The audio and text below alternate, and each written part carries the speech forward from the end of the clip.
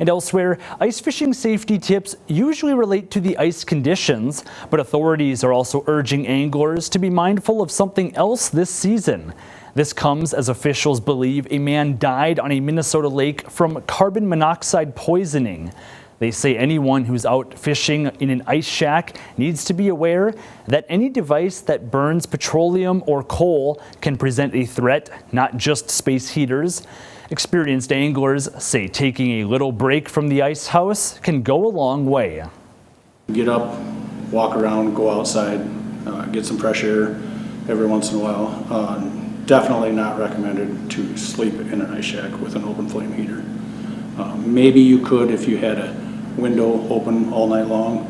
That's how I think some people do it, but that's my advice. Authorities recommend having good ventilation in your ice shack, as well as a carbon monoxide detector.